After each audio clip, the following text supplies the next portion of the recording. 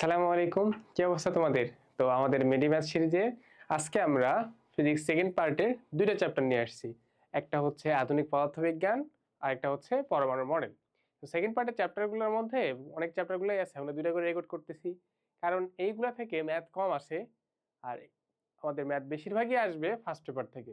তোমরা দেখছো এগুলা থেকে আমরা যথেষ্ট করে ম্যাথ সলভ করছি আর এগুলা থেকে একটু কম ম্যাথ আমরা সলভ করবো। ঠিক আছে, চলো শুরু করা যাক, দেখা যাক কি কি আছে আজকে আমাদের। আচ্ছা, প্রথম ম্যাটটা দেখো, আধুনিক পদার্থবিজ্ঞান থেকে আছে সোডিয়ামের সূচন তরঙ্গ দৈর্ঘ্য। এখানে কম্পাঙ্ক লিখছিল, এটা ভুল লিখছিল, ঠিক আছে। সূচন তরঙ্গ দৈর্ঘ্য দেয়া আছে ৬৮০০ অ্যামস্ট্রং। বলছে এর কার্য অপেক্ষক নির্ণয় করো। কার্যাপেক্ষক কি ছিল মনে আছে তোমাদের? আচ্ছা, কার্যাপেক্ষক ছিল হচ্ছে এই যে ডাব্লিউ নট ইকুয়ালস টু কি ছিল বলো, মনে পড়ে তোমাদের? এটা তো মনে রাখতে হবে, এইচ এফ নট, তাই না? এই এফ নটটা কি ছিল বলতো? এই এফ নটটা ছিল হচ্ছে সূচন কম্পাঙ্ক, কিন্তু আমাদের দেয়া আছে কি তরঙ্গ দৈর্ঘ্য। এখন তুমি কি জানো বলতো? C equals to F lambda, এটা জানি না আমরা। যেহেতু আমরা সূচন নিয়ে কাজ করতেছি তাহলে কি হবে? C equals to F not lambda not, ঠিক আছে। সেখান থেকে এফ নট ইকুয়ালস টু কি লেখা যায়? এফ নট ইকুয়ালস টু লেখা যায় সি বাই ল্যামডা নট।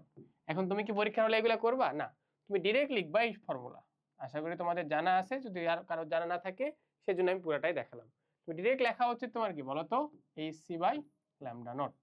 এখন তুমি মান বসাও, মান বসাই দেখি করি। এইচ এর মান কত বলতো?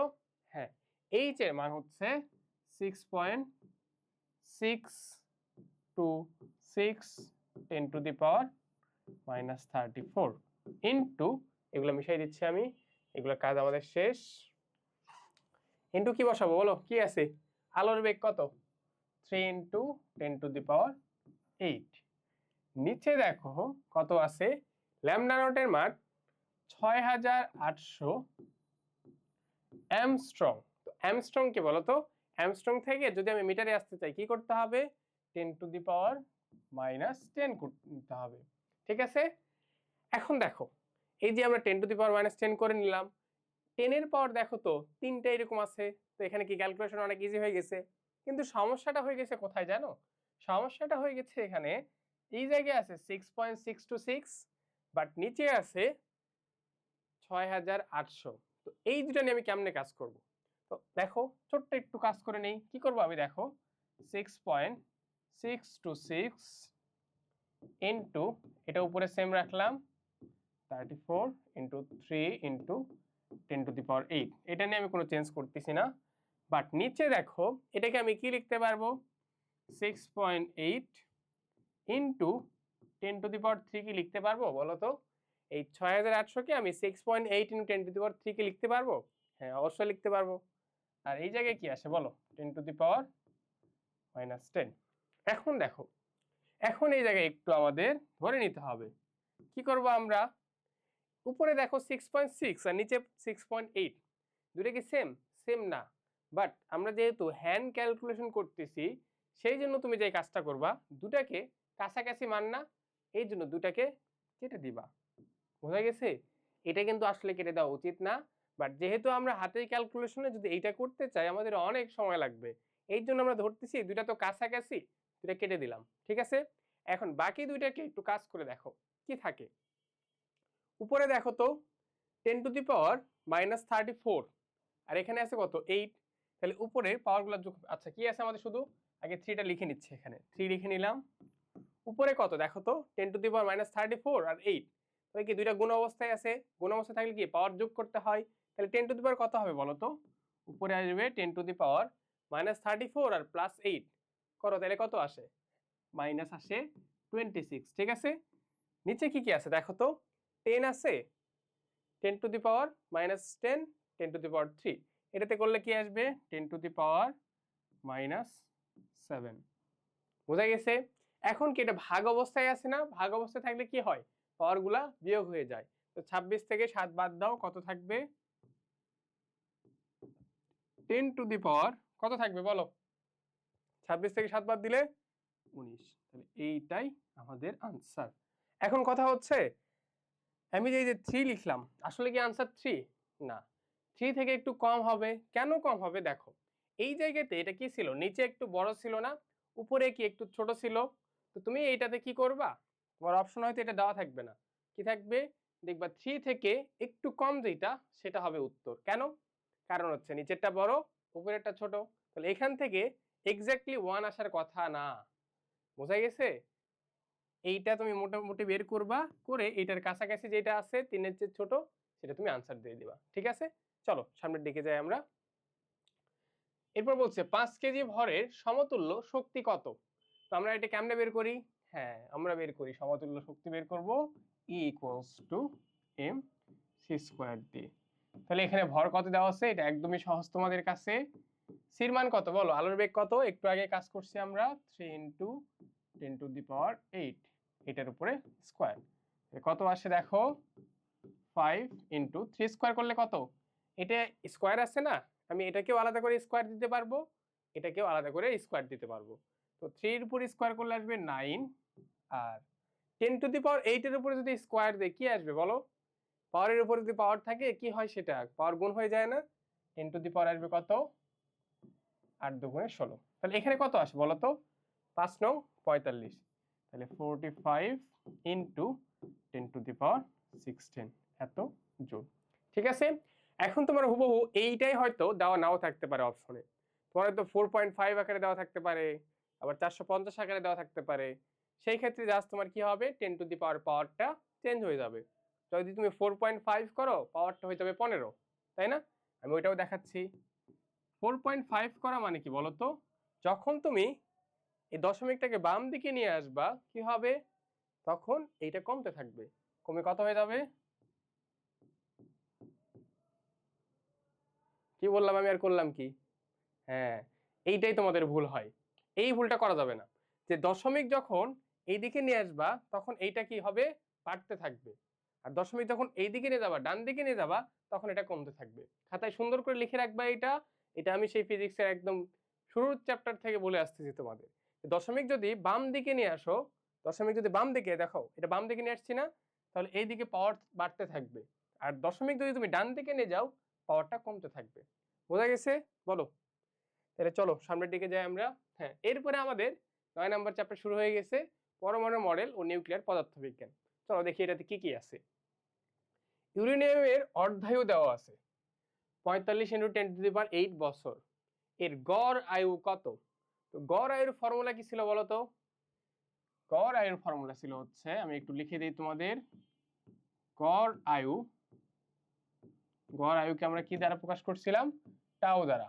টাউ ছিল 0.693 ডিভাইডেড, সরি উল্টা লিখছি আমি, তাই তো বলি উল্টা লিখতেছি কেন, আমি এটা উল্টা লিখছি।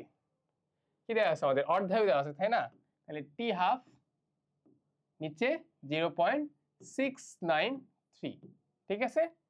এখন এটা আমাদের ক্যালকুলেশন করতে হবে। তুমি একটু লক্ষ্য করে দেখো তো মানটা কেমন দেওয়া আছে, 45 × 10⁸ এই আকারে দেওয়া আছে তাই না। এইটা যদি দেওয়া থাকে নিচে দেখো 0.693 যদি তুমি লেখো, এটা কি তুমি ক্যালকুলেশন এত সহজে করতে পারবে হাতে? না। তো এর জন্য আমি এই কাজটা করব, এইটাকে একটু সহজ করে করে নিব। কিভাবে করে নিব দেখো, 0.693 আছে না, তো এইটাকে কি আমি মোটামুটি 0.7 বলতে পারবো, 0.7 এর কাছাকাছি না এটা, 0.693 এটা কত, 0.7 এর কাছাকাছি ধরে তুমি ম্যাথটা করে ফেলতে পারবা। বোঝা গেছে? খুব একটা প্রবলেম এখানে হবে না। তো 0.7 এখন যেহেতু আমি ধরছি, তাহলে আমার ক্যালকুলেশন এখন করতে হবে। কিভাবে করব দেখো তো, উপরে আর নিচে 10 দ্বারা গুণ করে দাও। 10 দ্বারা গুণ করলে কি হবে, 10 দ্বারা যদি গুণ করে দেই উপরে কি আসবে, 10⁸ ছিল, হয়ে যাবে 9, আর নিচে 10 দ্বারা গুণ করলে কি আসবে, 7 আসবে। এটা কি বুঝতে পারছো সবাই? কি করছি আমি, 0.693 ছিল, সেটাকে আমি সহজ করার জন্য, হাতে ক্যালকুলেশন সহজ করার জন্য 0.7 ধরে নিছি এটাকে। এরপর দেখো এই দশমিকটা থাকলে কি ঝামেলা না, দশমিক উঠানোর জন্য আমি করছি কি, উপরেও 10 দ্বারা গুণ করছি, নিচেও 10 দ্বারা গুণ করছি। গুণ করার ফলে কি আসছে দেখো, 10⁸ ছিল, আরো 10 দিয়ে গুণ করছি, তাহলে 10⁸ আসছে কত, 9। নিচে দেখো 0.7 ছিল, এটাকে 10 দ্বারা গুণ করছি, তাহলে কি হবে 7 হয়ে গেছে। এখন তুমি এইটুকুনে কাজ করো, ঠিক আছে। 45কে তুমি 7 দ্বারা ভাগ করো, কত আসে দেখো। 7 দ্বারা ভাগ করলে 45-এর ভেতরে কতবার যায় বলো তো, 6 বার যাচ্ছে, তাহলে কত আসতেছে 42, থাকে হচ্ছে 3। এখন দশমিক একটা নিতে হবে, কারণ কি আর তো যাচ্ছে না, তাই না? ছোটবেলায় ভাগ শিখছো না তোমরা, দশমিক একটা নিয়ে এই জায়গায় কি নিলাম, 0 নিলাম। তাহলে 37-এর মধ্যে কতবার যায়, হ্যাঁ 4 বার, 4 বার দিলে হয়ে যাচ্ছে কত 28, আসতেছে কত 2, তাহলে 0 নিলাম। কতবার যায় 2 বার, 14, থাকতেছে কত 6, আর করতে হবে না, ঠিক আছে, এইটুকু এনাফ। তো মোটামুটি আমাদের কত আসলো 6.42 ইন্টু 10⁹, এত বছর, ঠিক আছে, বোঝা গেছে? তো মোটামুটি এরকম একটা আনসার আসবে 6.4243, এরকম কাছাকাছি মান চলে আসবে। বোঝা গেছে, ক্লিয়ার হয়েছে? তাহলে চলো সামনের দিকে যাই। আমরা দেখো এইগুলা নিয়ে তো কাজ করতে পারবো না, এই জন্য কাছাকাছি মান নিয়ে আমাদের কাজ করতে হবে। চলো, অ্যালুমিনিয়ামের নিউক্লিয়াসের সংকেত, এখানে সংকেতটা একটু ভুল করছে আমি, দেখো 27 আর নিচে হবে 13, ঠিক আছে। এই নিউক্লিয়াসে প্রোটন সংখ্যা, ভর সংখ্যা ও পারমাণবিক সংখ্যা নির্ণয় করতে বলছে। প্রোটন সংখ্যা মানে কি বলতো, হ্যাঁ প্রোটন সংখ্যা মানেও যা, পারমাণবিক সংখ্যা মানেও তাই। আমরা যখন কোনো মৌলের এইরকম সংকেত লিখি, কিভাবে লেখা হয়, এই যে এই জায়গাতে কি থাকে বলতো, এই জায়গাতে থাকে হচ্ছে প্রোটন সংখ্যা বা পারমাণবিক সংখ্যা, প্রোটন সংখ্যা বা পারমাণবিক সংখ্যা, ঠিক আছে। তাহলে আমি পেয়ে গেছি, অর্ধেক আনসার আমি পেয়ে গেছি, পারমাণবিক সংখ্যা। তাহলে আমার বের করতে বলছিল কি প্রোটন সংখ্যা, ভর সংখ্যা, পারমাণবিক সংখ্যা। তাহলে ভর সংখ্যা কত এখানে দেখো তো, এই যে এখানে যেটা দেওয়া আছে এটাই কি ভর সংখ্যা না, হ্যাঁ এইটাই হচ্ছে আমাদের ভর সংখ্যা। যদি আরো বলতো নিউটন সংখ্যা কত, তাহলে নিউটন সংখ্যা কেমনে বের করতাম আমরা, হ্যাঁ ছোটবেলাও আমরা পড়ছি, এইটা কেমিস্ট্রিতেও আমরা পড়ছি, যে নিউটন সংখ্যা বের করার জন্য আমার কি করতে হইতো, নিউটন সংখ্যা, বানানো আমি ভুল লিখতেছি, নিউটন সংখ্যা, নিউটন সংখ্যা আমি কেমনে বের করতাম, হ্যাঁ আমরা এইটুকু অন্তত সবাই জানি যে ভর সংখ্যা আমরা কিভাবে হিসাব করি, কোন মৌলের প্রোটন সংখ্যা আর নিউটন সংখ্যার যোগফলই কি তার ভর সংখ্যা। তাহলে আমাদের যদি নিউটন সংখ্যা যদি বের করতে বলে কি করব, আমি জাস্ট ভর সংখ্যা থেকে প্রোটন সংখ্যাটা বাদ দিব, তাই না? বাদ দিলে কত থাকে 14, ঠিক আছে। চলো দেখি সামনের দিকে যাই। এরপরে কি বলছে, তেজস্ক্রিয় পদার্থের ক্ষয় ধ্রুবকের মান দেওয়া আছে, ক্ষয় ধ্রুবকের মান এবার দেওয়া আছে তোমার, বলছে এইটার অর্ধায়ু কত। ক্ষয় ধ্রুবক কি ছিল বলতো, ক্ষয় ধ্রুবক আশা করি তোমাদের মনে আছে, ক্ষয় ধ্রুবক ছিল হচ্ছে ল্যামডা, আর বের করতে বলছে অর্ধায়ু মানে হচ্ছে টি12, অর্ধায়ু বের করতে বলছে। তো এইটার ফর্মুলাটা কি ছিল, ফর্মুলা ছিল এইরকম যে আমরা জানতাম কি ল্যামডা ইকুয়ালস টু 0.693 নিচে টি12, তাই না? এরকম দেখছি না ফর্মুলা আমরা, ল্যামডা ইকুয়ালস টু, এখন আমার দেওয়াই আছে ক্ষয় ধ্রুবক ল্যামডার মান, বের করতে হবে অর্ধায়ুর মান। তাহলে তুমি এটাকে কি লিখতে পারবা, টি12 ইকুয়ালস টু, অনেকে এইটাও ফর্মুলা মনে রাখে, সমস্যা নাই, তুমি যে কোনো একটা মনে রাখলেই হবে, নিচে ল্যামডা। অনেকে এইটা ফর্মুলা মনে রাখে, অনেকে এটা রাখে, যে কোনো একটা রাখলেই হবে, একই জিনিস তো দুইটা, তাই না? 0.693, ল্যামডার মান কত দাও বলো তো, 0.003। এখন দেখো এইটা আমার কি হাতে ক্যালকুলেশন করতে হবে, আর এটা করতে পারবো, এটাতে আমার 0.7 নিতে হবে না, যদি কেউ নাও কোনো সমস্যা নাই, আনসার তাও কাছাকাছি আসবে, বুঝতে পারছো, তাও আনসার কাছাকাছি আসবে। বাট এবার দেখে বোঝা যাচ্ছে যে হ্যাঁ এটা করতে পারবো আমি। কেমনে করতে পারবো, তুমি উপরেও 1000 দ্বারা গুণ করো, নিচেও 1000 দ্বারা গুণ করে দাও। 1000 দ্বারা যদি আমি গুণ করে দেই কি আসবে বলো তো, উপরে 1000 দ্বারা গুণ করলে দেখবা আসবে 693। কেমনে আসলো, 1000 দ্বারা আমি গুণ করতেছি না, গুণ করলে কি হবে, দশমিকটা ডান দিকে যাইতে থাকবে, দশমিকটা ডান দিকে যাইতে থাকবে, ঠিক আছে। নিচেও আমি 1000 দ্বারা যদি গুণ করি দেখো কত আসবে, এটা 3 আসবে। কিভাবে, যদি আমি গুণ করি কোনো সংখ্যা, তাহলে দশমিকটা ডান দিকে যাইতে থাকবে। বোঝা গেছে? তাহলে 3 আসলো। এখন এইটা কি ভাগ করতে পারবা না? এটা তো ছোটবেলার ভাগ, এইটা ছোটবেলাতে শিখছো তুমি। 3 6 এর মধ্যে কতবার যায়? 2 বার, থাকলো 6 আসছে এখান থেকে 9। 9 এর মধ্যে কতবার যায়? 3 বার, তারপরে কত থাকে? 3 1। তাহলে কত আসছে? 2 3 1। তাহলে আমাদের आंसर কত? 2 3 1। ঠিক আছে? কি চাইছে? অর্ধায়ু, এখানে পার সেকেন্ডে দেওয়া আছে, অবশ্যই এখানে হবে সেকেন্ড, এটা মাথায় রাখতে হবে। বুঝা গেছে? এখানে একক কোনটা হবে? এই যে এই জায়গায় তোমার যেটা পার আকারে দেওয়া থাকবে সেটাই কিন্তু এখানে একক চলে আসবে। যদি পার আওয়ার থাকতো তাহলে আসতো আওয়ার, সরি ইয়ার। পার আওয়ারে থাকলে আওয়ার, পার ইয়ারে থাকলে ইয়ার, পার ডে থাকলে ডে। ঠিক আছে, চলো সামনের দিকে যাই। এটা খুব ভালো একটা প্রশ্ন, বাট মেডিকেলের চেয়েটা বেশি ইম্পর্টেন্ট হচ্ছে ভার্সিটির জন্য।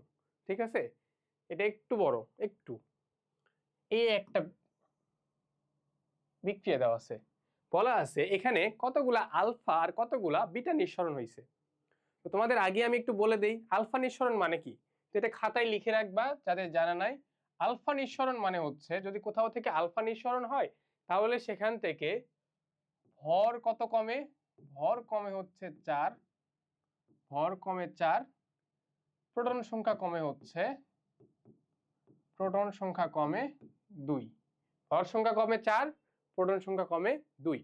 তো তোমার এইরকম প্রশ্ন যদি তুমি দেখো, তোমার আগেই কাজ কি হবে? আগেই কাজ হবে তোমার ভর সংখ্যা নিয়ে কাজ করা। ভর কি হয়েছে দেখো তো, আগে ছিল 122, এখন হয়ে গেছে 110। তাহলে ভর সংখ্যা এখানে কমছে কত? ভর সংখ্যা কমছে কত? ভর কমে গেছে কতটুকু বলতো? আগে ছিল 222, এখন হয়েছে 210। তাহলে ভর সংখ্যা কমে গেছে হচ্ছে 12। ঠিক আছে, ভর সংখ্যা কত কমে গেছে? 12। তাহলে এখন তুমি আমাকে বলো তো আলফা কতগুলো নিঃসরণ হয়েছে? হ্যাঁ, এইটা থেকেই তোমার বলে দেওয়া উচিত। কেন বলে দেওয়া উচিত? একটা আলফা নিঃসরণ হলে কতটুকু ভর কমে বলো তো? 4 না? তাহলে তুমি এইভাবে লিখতে পারো যে 4 ভর কমে একটা আলফার জন্য, তাহলে 1 ভর কমে 1/4 আলফার জন্য, তাহলে 12 ভর কমে 12/4 আলফার জন্য। কতগুলা? 3টা আলফা। বুঝা গেছে? তাহলে আলফার মান আমরা হিসাব করে ফেলছি, একটা আনসার পেয়ে গেছি যে এখানে আলফা কত? আলফা 3। তাহলে আমি ম্যাথটা করলাম, শুধু জাস্ট ম্যাথটা দেখবা তা না, তোমার এই কনসেপ্টটা মনে রাখতে হবে। এইরকম প্রশ্ন আসলে তোমার আগে কি নিয়ে কাজ করতে হবে? তুমি ভর সংখ্যা নিয়ে কাজ করবা, আর ভর সংখ্যা নিয়ে কাজ করলে আমি কি পাবো? আলফাটা পেয়ে যাব। এরপরে তুমি বিটারে কাজ করবা। এখন কথা হচ্ছে যেহেতু এখানে 3টা আলফা চলে গেছে, প্রোটন সংখ্যা কত কমে যাইতে হবে? একটা আলফার জন্য 2 কমে যায়, 3টার জন্য কত? তাহলে প্রোটন সংখ্যা এখান থেকে 6 কমে যাওয়ার কথা না? বলো, 6 কমে যাওয়ার কথা না? যদি শুধু আলফা নিঃসরণ হইতো কি হইতো দেখো, 12 ভর কমে গেছে, তার মানে 3টা আলফা। 3টা আলফা, একটা আলফার জন্য প্রোটন সংখ্যা কমে 2, 3টা আলফার জন্য প্রোটন সংখ্যা কত যাবে? 6। তাহলে হওয়ার কথা কত ছিল বলো তো? হওয়ার কথা ছিল 80। 86 থেকে কত হওয়ার কথা ছিল? 80, কিন্তু এখানে হয়ে গেছে কত বলো তো? 84। কেন হয়েছে? কারণ এখানে বিটা নিঃসরণ হয়েছে। তাহলে বিটা নিঃসরণ হলে কি হয়? বিটা নিঃসরণ, বিটা নিঃসরণ যেটা হয়, বিটা নিঃসরণ হলে মনে রাখবা, বিটা নিঃসরণ হলে কি হয়? প্রোটন সংখ্যা বাড়ে, প্রোটন সংখ্যা বাড়ে। এইটা তোমার মনে রাখতে হবে। কয়টা? একটা। তাহলে একটা বিটা নিঃসরণ হলে প্রোটন সংখ্যা বাড়ে কত? 1। এখানে প্রোটন সংখ্যা বাড়ছে কত? হওয়ার কথা কত ছিল বলতো? হওয়ার কথা ছিল 80, বাট হয়ে গেছে 84। তাহলে প্রোটন সংখ্যা বাড়ছে কত? 4 বাড়ছে না? তাহলে প্রোটন সংখ্যা যদি 4 বাড়ে, তোমার এখানে কি হিসাব করতে হবে? একটা প্রোটন সংখ্যা বাড়লে বিটা কয়টা? একটা নিঃসরণ হয়। তাহলে প্রোটন সংখ্যা 4 বাড়ছে, তার মানে বিটার মান হবে 4টা। বোঝা গেছে? এইভাবে এটাই হিসাব করবা। ক্লিয়ার হইছে? তো সম্ভবত এটাই আমাদের শেষ। হ্যাঁ, মোটামুটি আমাদের শেষ, 2টা চ্যাপ্টার এটা কভার হয়ে গেছে। তো ভালো থাকো তোমরা, আবার তোমাদের সাথে দেখা হবে। আল্লাহ হাফেজ।